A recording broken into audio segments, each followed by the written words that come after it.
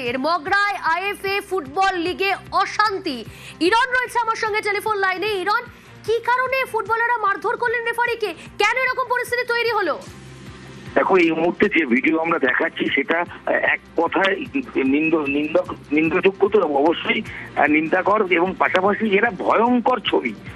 IFA পরিচালিত অনূর্ধ্ব 17 Jubo League মগরায় match হচ্ছিল ভবানীপুর এফসি ভার্সেস হুগলি দলের। এই মাঠে রেফারির সিদ্ধান্ত পছন্দ না হওয়ায় হুগলি দলের ফুটবলার কোচ তারা রেফারিকে রীতিমতো মাঠে তাড়া করে মারধর করেন।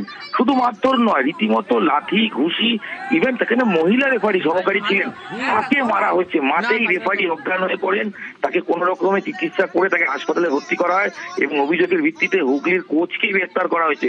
কিন্তু যে প্রশ্নটা উঠছে, যে একটা আইএফএ পরিচালিত যুব লীগ মগরায় পরিচালনা হচ্ছিল, সেখানে রেফারির সিদ্ধান্ত কারোর পক্ষে বা কারোর বিপক্ষে যেতেই পারে, কিন্তু সেইখানে যেভাবে রেফারিদের মারা হয়েছে এ ছবি সত্যি নিন্দাযোগ্য এবং অবশ্যই এটা একটা ভয়ঙ্কর দৃশ্য। আগামী দিনে কড়া নিন্দা জানাচ্ছি, কিন্তু জানতে চাইবো পাশাপাশি যাদের মারধর করা হলো তাদের শারীরিক অবস্থা কেমন রয়েছে?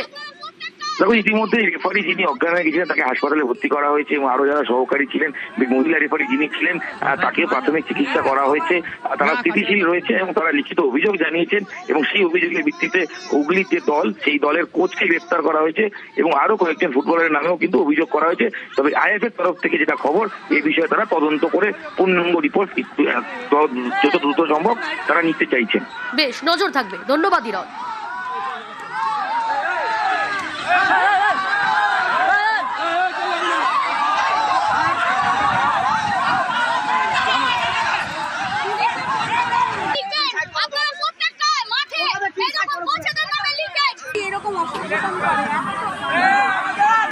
রেফারিকে মারলো? হ্যাঁ, সবাই না, কাছাড়ার দরকার নেই।